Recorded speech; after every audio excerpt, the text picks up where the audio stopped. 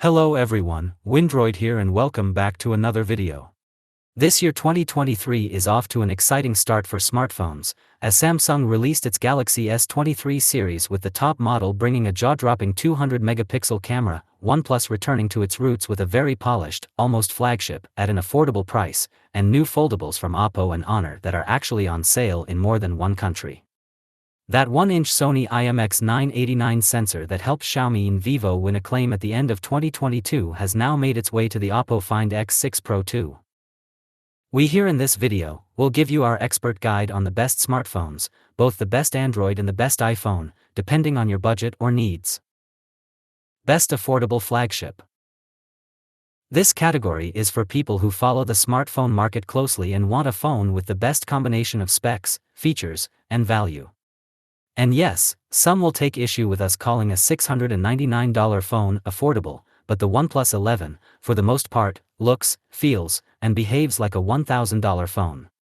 The OnePlus 11 offers a 120Hz display, triple-lens camera system, and a Qualcomm Snapdragon 8 Gen 2. It might not be typically affordable, but it's affordable for what you get. The OnePlus 11 brings back the premium design of the OnePlus 10 Pro, with a camera module crafted out of stainless steel that blends seamlessly into the aluminum railings. Its 120Hz LTPO 3.0 OLED screen is gorgeous and energy efficient, the software zips around as fast as ever, and the triple camera system is surprisingly good, with accurate colors and a fast shutter. The 50-megapixel main camera, in particular, holds up very well against the top dogs and often handles exposure better than even the newest iPhone.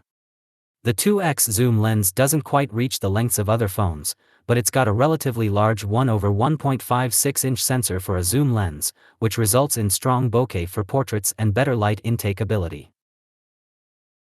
The Snapdragon 8 Gen 2 with OnePlus in-house cooling system really shines here, keeping the phone cool even when running intensive tasks. In fact, a big reason we gave this spot to the OnePlus 11 over the Google Pixel 7 is that the Snapdragon 8 Gen 2 is quite a bit more capable than the Tensor G2, plus the OnePlus 11 has a better display. Best affordable almost flagship. First things first, we mean no insult calling the Pixel 7 an almost flagship, but with a 90Hz display and no dedicated zoom camera, it's tough to call this a flat-out flagship phone. What it is a darn good deal. A phone that's almost a flagship in the most important areas but costs way less. In fact, the Pixel 7 has dropped to a low of $449 in recent months, making this perhaps the best price-to-performance ratio of any phone right now. The Pixel 7 continues the Pixel SXS evolution, with the second-generation Tensor G2 chip custom designed by Google that takes the phone's machine learning capabilities to another level.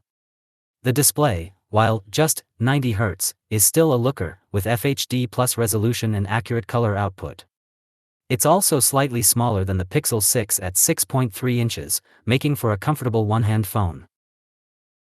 The dual camera system here features the same hardware as the Pro, a 50-megapixel primary sensor and a 12-megapixel ultra-wide. And they're both great. The 4,335 mAh battery is relatively small. It is actually smaller than the Pixel SXS battery, but battery life is still good thanks to the Tensor G2's efficiency. The software on the Pixel 7 is also one of its biggest highlights. The phone comes with Android 13 out of the box, and given that it's a Pixel, you can truly enjoy Android 13 the way it's meant to be. There are lots of AI features that Google introduced this generation, including Live Translate, Magic Eraser, Face Unblur, and more. Google also promises 3 years of Android version upgrades and 5 years of security patches for the Pixel 7. This makes the phone future-proof, and you can use it for an extended period. Best mid-ranger. Samsung's Galaxy A54 is a big improvement over the company's previous mid-range A-series offerings. Instead of a plastic body, you get actual Gorilla Glass on the front and back side, though the frame is still plastic. For $450, you get a gorgeous 120Hz OLED display with a capable 50-megapixel, f1.8 main camera. The ultra-wide camera is solid too, but the third lens is a mostly pointless macro sensor. Inside, the phone runs on Samsung's Exynos 1380, which is a respectable mid-range chip that surprisingly handles thermals quite well. The phone also supports expandable storage, which is a rarity for phones above the budget territory. IP67 and stereo speakers round out the rest of this package that punches above its mid-range price class. There is no wireless charging, however. Truth be told, the Pixel 7 has a better main camera and a flagship-level SoC that can handle more intelligent machine learning tasks, but the A54 has a better screen and longer battery life thanks to its large 5000 mAh battery, so if you're on the market for a $450 phone, you have to weigh your options. Best budget. The OnePlus Nord N20 at $249 is a good option for those who can't pay more than $300. For a quarter of the price of an iPhone 13 Pro Max or Galaxy S22 Ultra, you're getting a 5G-ready handset, a solid main camera, and a pretty design. While the 6.4-inch screen is only 60 Hz, it is an OLED panel, so you'll get punchy, vibrant colors. That 60 Hz panel also helps the 4500 mAh battery last all day, and if you do need a top-up, there's a 33W fast charging brick included with the package. There's also a headphone jack, and 5G support too. The main 64-megapixel camera is fine in good lighting conditions, but don't be fooled by the large second camera lens, and the smaller third lens. Those are just 2-megapixel sensors that don't do much of anything. At this price point in the US, though, one good rear-facing camera is acceptable. Otherwise, the usual OnePlus Zippy software can be found here, and while Oxygen OS has lost some of its character, it's still clean and minimalist software compared to what you get with other Android brands. Honestly, if you can afford to pay a bit more, you should get the Pixel 7 listed above, but if you must keep it under $300, this is it. Best foldable. The Samsung Galaxy Z Fold 4 only brings some iterative changes over the last year's model, but even the small changes come together to offer a more polished and well-rounded experience. For starters, the Galaxy Z Fold 4's hinge protrudes a lot less, making it more to hold in folded form. It's also relatively light and has a slightly wider screen than the previous model, so it's more comfortable to hold and use. The camera's also got some much-needed improvements.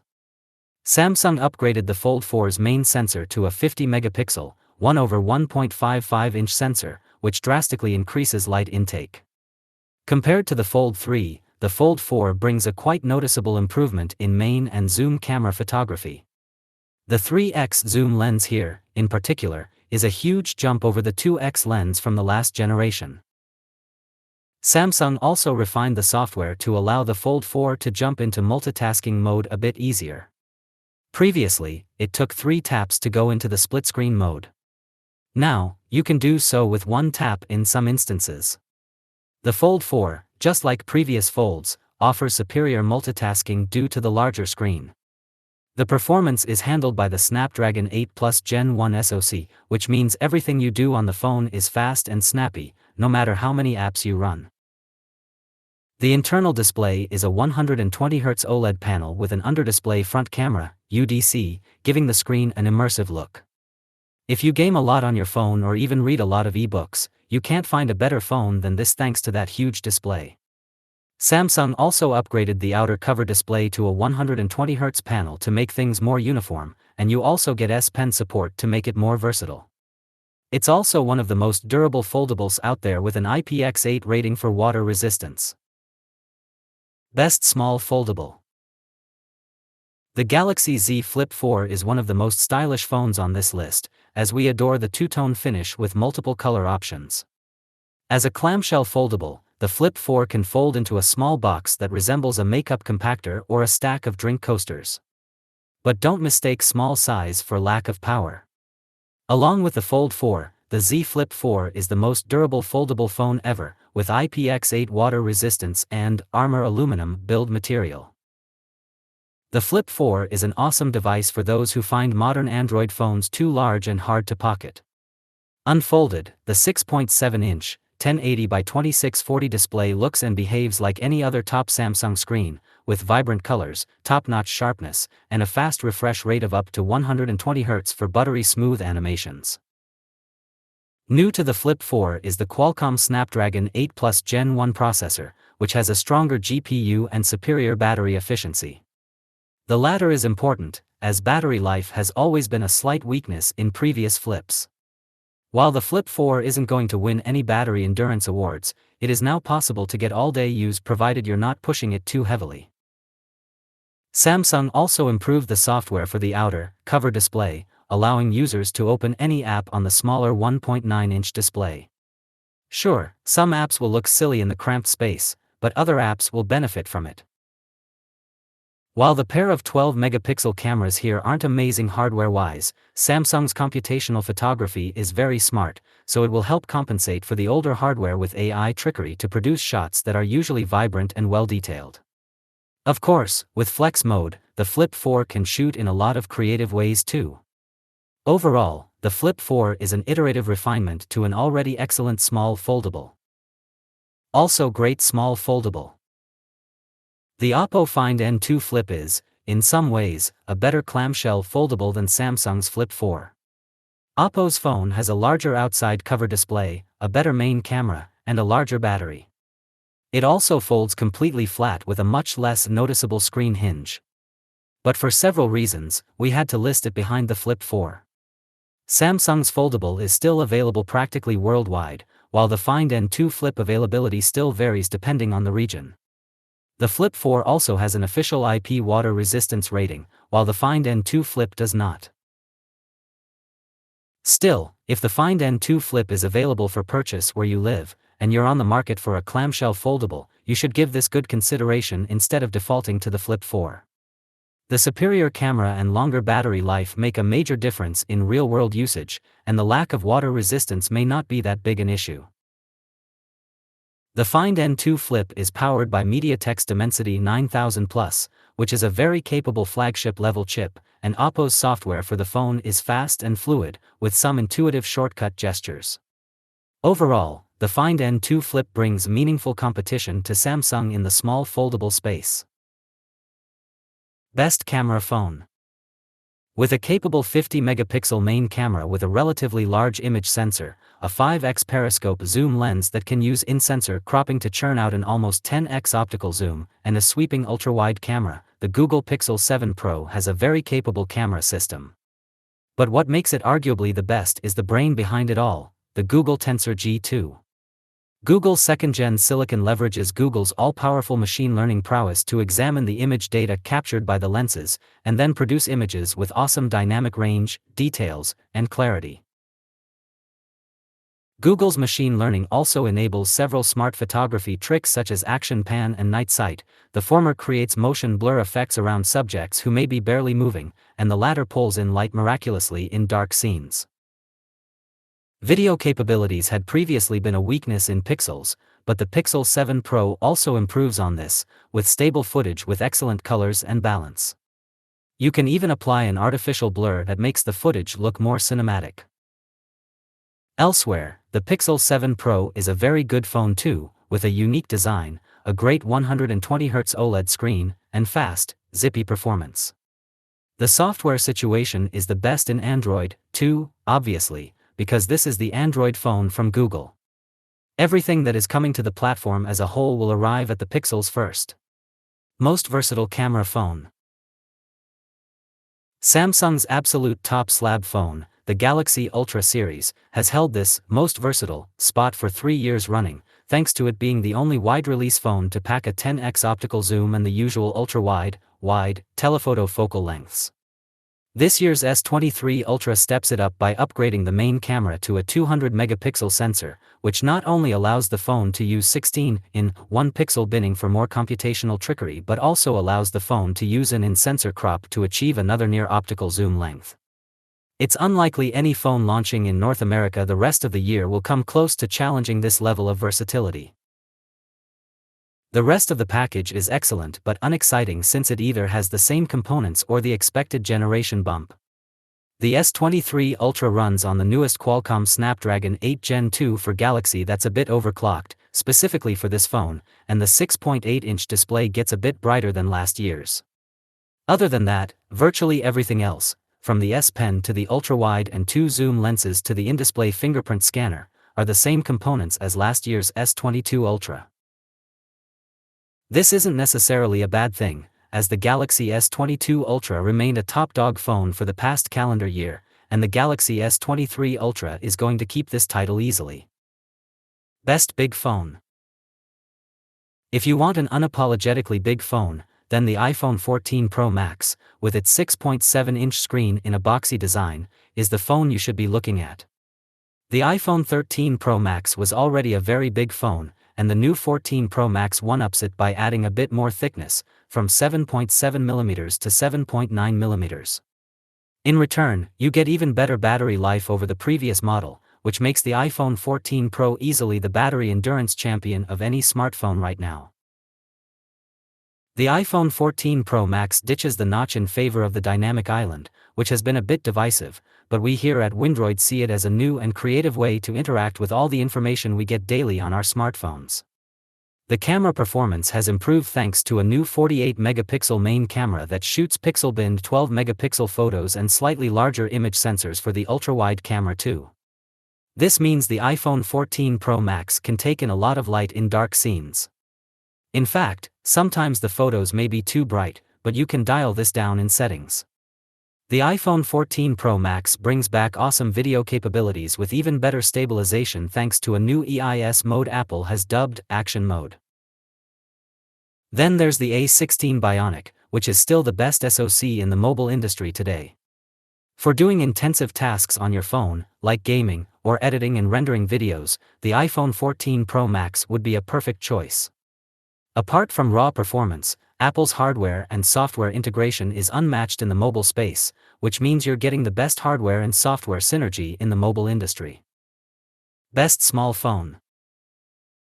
There was no iPhone 14 mini during Apple's launch last fall, so if you love small phones, the iPhone 13 mini is the phone for you. This thing isn't just small, it's tiny. It's a phone that most people will be able to use with one hand with ease. Despite its small size, it's still among one of the most powerful phones around, thanks to that Apple A15 Bionic chip and well-optimized iOS. The iPhone 13 mini was a dream come true for small phone enthusiasts. Apple finally made a flagship phone with powerful, top-of-the-line internals that fit into a compact form factor that could easily fit into your denim pockets. Small phones were a thing of the past until Apple resurrected the category with the iPhone 12 mini. However, the small form factor brought along with it a big drawback: average battery life. There's a limit to the size of a battery you can put inside a small phone like the iPhone 12 mini, and that limit meant that the phone had subpar battery life. The iPhone 13 mini fixes this very problem and finally presents a strong case for a small phone. Battery life is the single biggest upgrade that the iPhone 13 mini brings, and that alone is a big win, according to us. While the capacity of the battery has increased, what's responsible for the increment in battery life is mainly the A15 Bionic chip from Apple. It's more power efficient than last year's A14 Bionic while being one of the most powerful chipsets around. The iPhone 13 mini is also a performance beast and can play the most graphic-intensive games with ease. You can also shoot and edit 4K 60 frames per second videos directly from the phone, along with the option to record videos in the new cinematic mode. Since the series is likely gone for good, the iPhone 13 mini could also be considered a collector's item. It may be the last small phone Apple ever makes. Best Small Android Phone. The Asus Zenfone 9 is a small but mighty phone and the clear choice to get if you want a small phone that runs Android. With a 5.9-inch OLED screen, measuring 146.5 by 68.1 by 9.1 mm and weighing just 165 g, the Zenfone 9 is a very easy phone to use and hold with one hand. Many of us at Windroid actually think the Zenfone 9's 5.9-inch screen is the perfect, small, size, as the iPhone 13 mini's 5.4-inch panel is just a bit too cramped for most modern content. Asus didn't just make the phone small and called it a day. Asus also gave it some unique features, such as a gimbal stabilization system supporting the main 50-megapixel camera. This allows the phone to shoot smoother pan videos. Then there's the right side of the phone, which houses a side-mounted fingerprint scanner/power button, volume rockers, and a touch-sensitive panel that allows the user to launch apps or actions quickly. Under the hood is a Qualcomm Snapdragon 8 Plus Gen 1, whose energy efficiency allows the 4300 mAh battery to power the phone all day for all but the heaviest users. All the other smartphone bits are great too.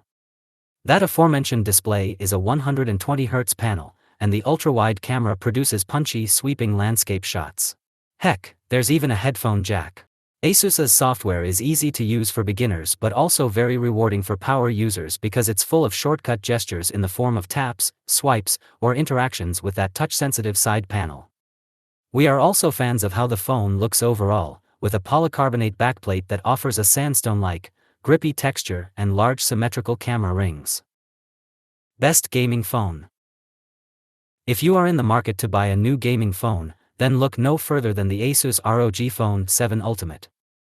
This phone, as the name implies, is the ultimate flagship for gaming. It comes with all the latest and the greatest set of internals, and it also carries the aesthetics to match. In fact, it looks very similar to last year's model, which is good because neither of them screams gaming, as most other gaming phones do. As far as the internals are concerned, the Asus ROG Phone 7 Ultimate is powered by a Qualcomm Snapdragon 8 Gen 2 chipset, and it's coupled with 16GB of RAM and 512GB UFS 4.0 storage. You also get a beautiful 6.78-inch OLED panel on the front with support for up to 165Hz refresh rate and 1500 nits brightness. The internals of this particular phone, as you can tell, are pretty powerful, and Asus also includes its Aeroactive Cooler 7 accessory with the phone in its box. The ROG Phone 7 Ultimate is among the most powerful devices out there on the market.